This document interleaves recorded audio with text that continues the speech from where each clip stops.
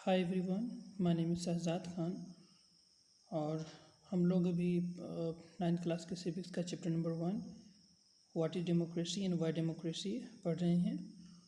और हम लोग का टॉपिक है फीचर ऑफ डेमोक्रेसी। पिछले 2 फीचर्स हम लोग पढ़ चुके हैं। Major decision by elected ruler and second is free and fair electoral competition. Third जो डेट मीन्स फीचर है डेमोक्रेसी की वो ये है 1 पर्सन 1 वोट एंड 1 वैल्यू। देखिए, हम डेमोक्रेसी उसी कंट्री को कह सकते हैं जहाँ पे वोट होता हो लेकिन 1 पर्सन 1 वोट 1 वैल्यू की प्रोसेस मानी जाती हो। पिछले चैप्टर में हम लोग ने पढ़ा कि कई ऐसे स्ट्रगल हुए थे डेमोक्रेसी को। आप हिस्ट्री में भी पढ़े थे कि बहुत सारे जो तो स्ट्रगल हुए थे वोटिंग राइट्स के लिए। तो कई सारे स्ट्रगल है जिनका जो मेन लिंक ये है that means demand for the universal adult franchises, सार्वभौमिक वयस्क मताधिकार। उनकी डिमांड थी कि सबको वोट देने का राइट होना चाहिए। डेट मीन्स नो मैटर कि वो मेन है या वुमेन है, पुअर है या रिच है, नो मैटर। ठीक है, तो ये सबको जो है तो उनकी डिमांड थी कि यूनिवर्सल एडल्ट फ्रेंचाइज होना चाहिए। और यही प्रिंसिपल जो है बताया जाता है कि has now come to be the accepted almost all over the world.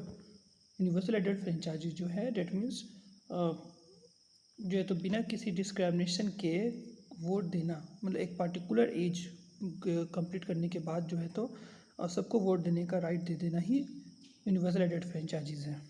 Okay, सार्वभौमिक वयस्क मताधिकार। और इस प्रिंसिपल को लगभग इस सिद्धांत को ऑलमोस्ट एवरी कंट्री जो है तो फॉलो कर रही है। तो कुछ और भी ऐसे बताया जाता है कि हम लोग पढ़ेंगे there are many instances of denial of the equal right to vote. और भी कई चीज़ें हैं जैसे हम लोग कुछ पहला पॉइंट हम लोग पढ़ते हैं। अंटिल 2015 तक बताया जाता है कि जो सऊदी अरबिया की जो वुमेन थे did not have the right to vote. Right to vote नहीं था उनके पास। डेट मीन्स वोट करने का अधिकार उनके पास नहीं था। ओके, और बताया जाता है Estonia has made it a citizenship rule in the such a way that people belong to the Russian minority find it difficult to get the right to vote। Estonia जो है बताया जाता है कि वहाँ पे जो सिटीजनशिप रूल बनाया गया उसमें लोगों को जो कि रशियन माइनॉरिटीज़ के थे उनको काफ़ी ज़्यादा प्रॉब्लम हो रही थी वोट के लिए, स्पेशली राइट टू वोट में।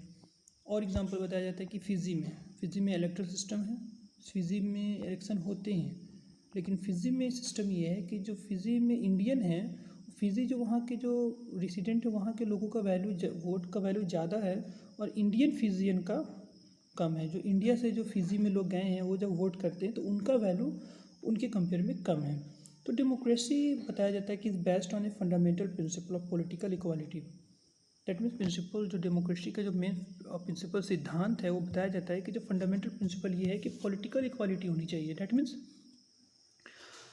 राजनीतिक समानता होनी चाहिए, राजनीति में समानता। डेट मीन्स इसमें तो भेदभाव नहीं होना चाहिए। ठीक है, तो ये हमारा थर्ड फीचर ऑफ डेमोक्रेसी बताता है।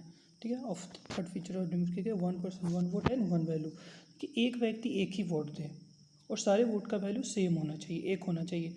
हम जैसे कि आप चाहे राष्ट्रपति that means president of the country या प्रेसिडेंट ऑफ नेशन वोट दे रहे हो या फार्मर ऑफ द नेशन कर रहे हो, कोई भी हो, सबके वोट का वैल्यू बराबर होना चाहिए। ठीक है, लेकिन फिजी में ऐसा नहीं था। तो हम लोग क्या कह सकते हैं इसे डेमोक्रेटिक? No, never.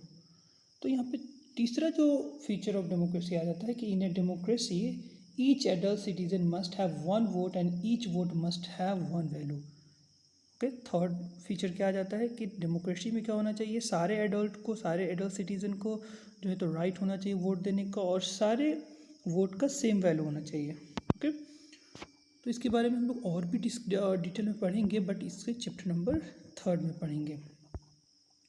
चलिए आगे हम लोग जो 4th है वो है rule of law and respect for right. Okay, rule of law. Zimbabwe जो है वो अपना इंडिपेंडेंस अटेंड करते हैं, है ना, अपने वाइट माइनॉरिटी से, जबकि मतलब दैट मीन्स अंग्रेज़ों से, और वो 1980 में, है ना।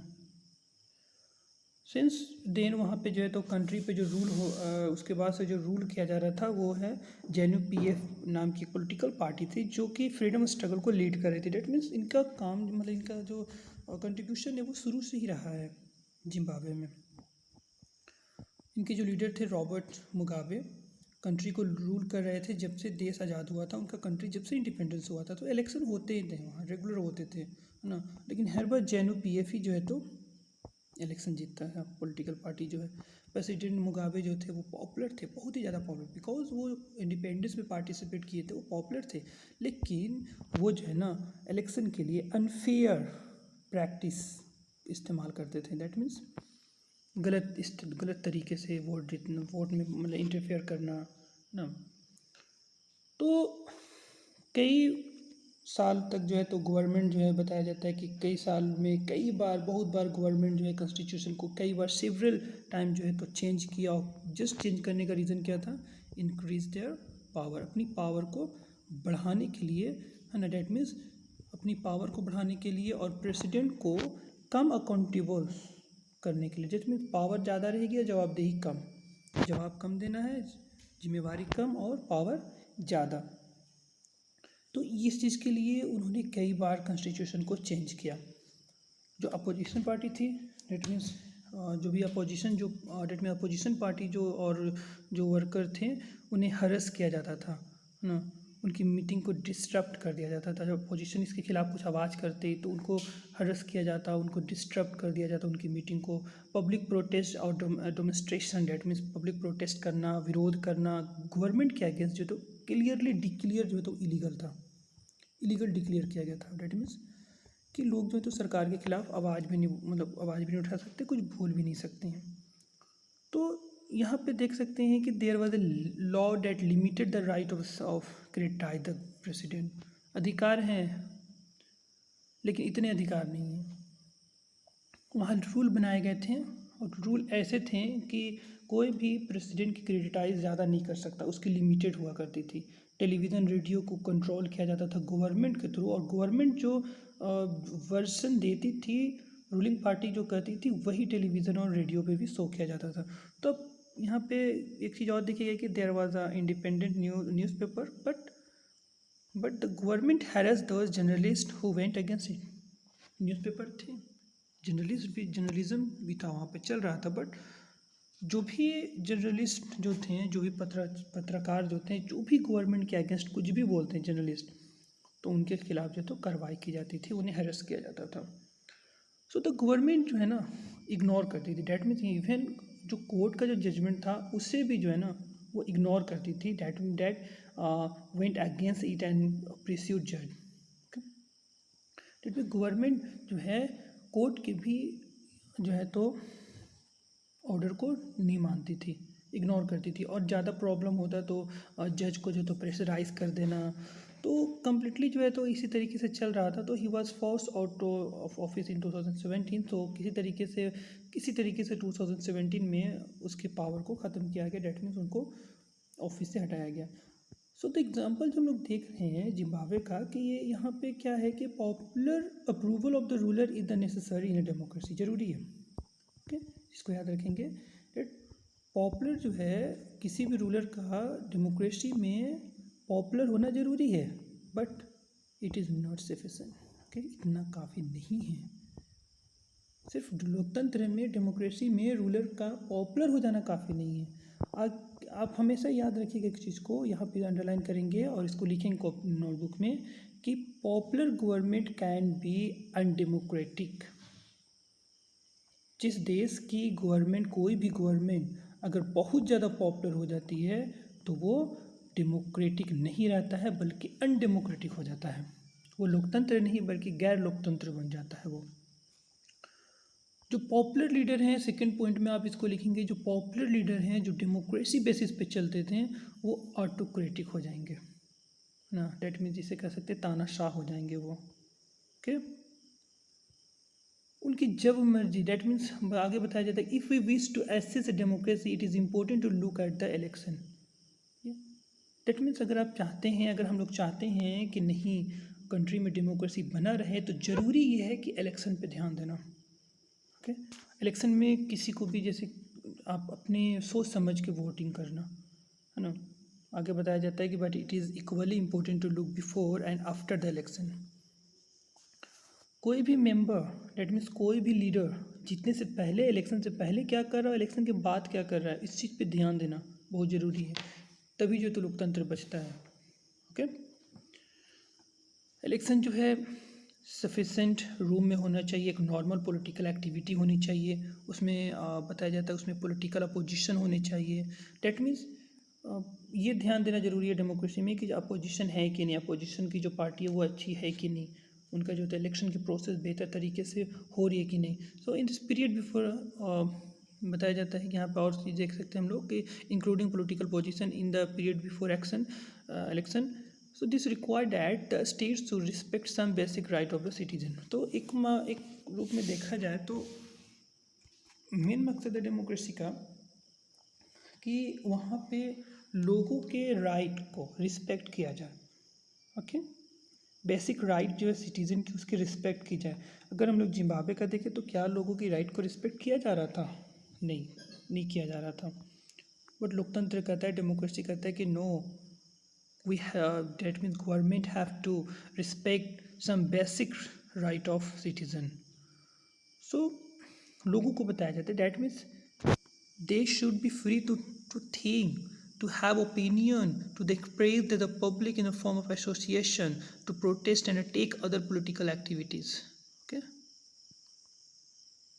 क्या इसमें कि डेट मीन्स लोगों को फ्री होना चाहिए, डेट मीन्स लोगों के पास उनको किसी भी तरीके से उनको रोका नहीं जाना चाहिए, वो फ्री होने चाहिए सोचने के लिए, अपनी ओपिनियन रखने के लिए, अपनी बात लोगों तक अपनी बात पहुंचाने के लिए उन्हें फ्री रहना चाहिए, उनको आज़ादी होनी चाहिए, अपने एसोसिएशन बनाने की आज़ादी होनी चाहिए, टू फॉर्म द एसोसिएशन ना, किसी भी पॉलिटिकल एक्शन के, अदर पॉलिटिकल एक्शन के लिए जो भी है उसके लिए प्रोटेस्ट और भी कई पॉलिटिकल एक्शन का राइट होना चाहिए। ओके, और everyone should be equal in the I of the law. Okay, सारे लोग कानून की नज़र में बराबर हैं, एक हैं।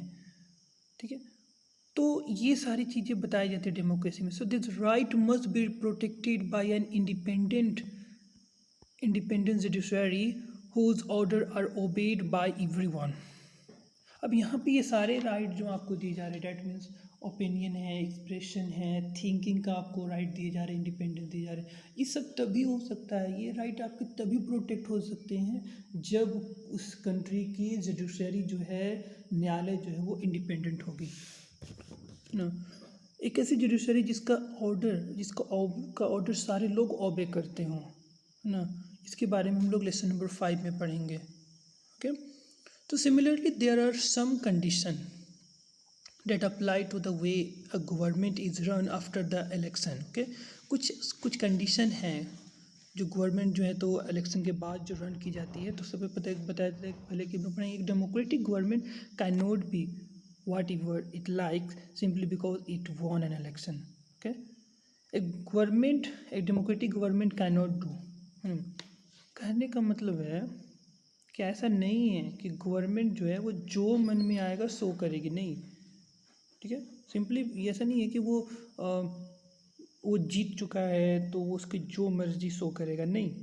ये बताया जाता है कि it has to respect some basic rule. Okay, government जीत चुका है, वी नो दैट, गवर्नमेंट बन चुकी है, बट ऐसा नहीं है कि वो जो मन में आएगा सो करेगा, नहीं, उसको सब कुछ ऐसा नहीं कर सकता, क्योंकि उसे कुछ बेसिक रूल की रिस्पेक्ट करनी है। एक पर्टिकुलर में बताया जाता है, in particular it has to respect some guarantee to the minorities. सबसे पहला क्या है कि माइनॉरिटीज़ की गारंटी, उसको रिस्पेक्ट करना, एक पर्टिकुलर और रिस्पेक्ट देना है उनको, है ना, गारंटी है, माइनॉरिटीज़ को रिस्पेक्ट की गारंटी है। एवरी मेजर डिसीजन जो है ना, बताया जाता है कि every major decision has to go through a series of consultation. ऐसा नहीं गवर्नमेंट बन गई तो जो मर्जी, नहीं, हर एक प्रोसेस को कंसल्ट के थ्रू पहुंचाया जाएगा, जो भी चीज़ें ली जाएगी डिसीजन में कंसल्टेशन किया जाएगा, कंसल्ट किया जाएगा। ठीक है, every office barrier has certain right and responsibilities assigned by the constitution and the law. इस चीज़ को आप याद रखेंगे। जितनी भी गवर्नमेंट ऑफिस है ना, सबको कॉन्स्टिट्यूशन के द्वारा जो है तो कुछ बेसिक लॉ दिए गए, कुछ रिस्पॉन्सिबिलिटी दी गई है, कुछ राइट दिए गए हैं, कुछ अधिकार हैं, कुछ जिम्मेवारियाँ दी गई है लॉ के थ्रू। डेट मीन्स कॉन्स्टिट्यूशन हमें जो तो डेटा साइन करता है कि आपको इस रूल को फॉलो करना है, इस राइट या आपको राइट दिए गए तो इसके साथ आपको इस रिस्पॉन्सिबिलिटीज़ को भी पूरा करना है।